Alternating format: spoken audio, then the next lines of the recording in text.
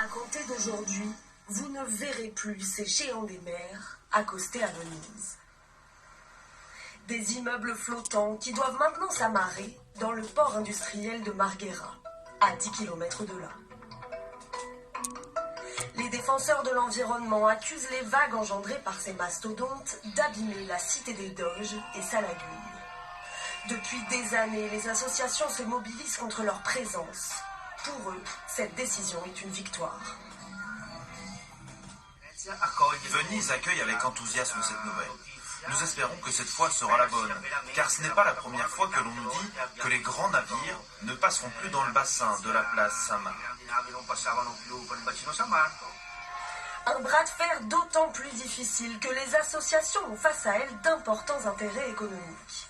Chaque année, le tourisme des croisières à Venise génère en moyenne 5000 emplois et 400 millions d'euros de revenus pour la ville. C'est finalement l'UNESCO qui tranche en juin dernier, avec un rapport menaçant de classer Venise patrimoine en péril.